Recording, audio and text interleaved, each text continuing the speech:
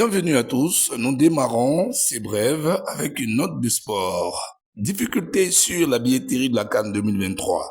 Le Premier ministre promet les solutions dans 48 heures. Depuis Yamoussoukro, où il s'est rendu pour suivre le premier match de la poule C entre le Sénégal et la Gambie, le chef du gouvernement, ministre des Sports et du cadre de vie, Robert Begré-Mambé, a promis des solutions dans les plus brefs délais. Selon lui, la billetterie est une affaire de la CAF. C'est la CAF qui met en place les mécanismes de la fabrication et de la distribution des billets. Nous prenons le problème en main et vous verrez les résultats dans 48 heures, a assuré le chef du gouvernement en présence de plusieurs membres du gouvernement ainsi que plusieurs anciennes gloires du football africain. Il a su être déterminé à suivre la qualité de toutes les prestations, notamment sur les autres stades, Bouaké, San Pedro et Korogo. Poursuivons toujours avec la CAN.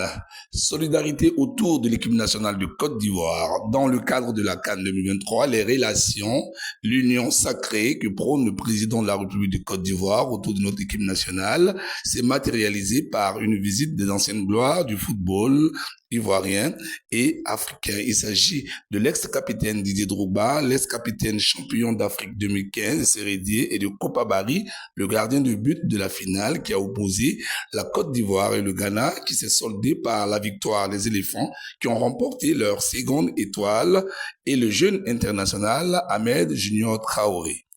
Le président de la FIF, Yassine Idriss Diallo, au nom du comité exécutif et de l'institution qu'il dirige, a exprimé ses remerciements à ces illustres personnalités du football ivoirien pour le soutien à la sélection nationale.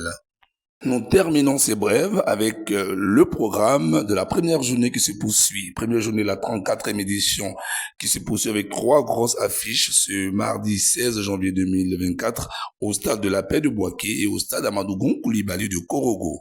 À 14h, Burkina Faso, Mauritanie. Demi-finaliste de la précédente édition, le Burkina Faso part favori de cette rencontre, quoique selon les observateurs, il n'y a plus de petite équipe. Stade de Korogo, 17h. Selon les observateurs, c'est la rencontre la plus déséquilibrée de ce jour. La Tunisie affronte la Namibie.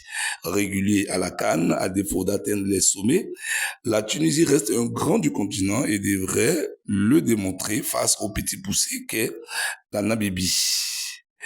20h à Korogo, ça sera le choc du jour. Les Aigles du Mali seront opposés au Bafana Bafana de l'Afrique du Sud, au stade Koulibaly de Korogo, à 20h. C'est l'un des rendez-vous les plus attendus de cette première journée. Sur ce, mesdames et messieurs, on vous souhaite une très bonne suite de programmes sur Golden Suite TV. Vive la CAN, vive la Côte d'Ivoire. À bientôt.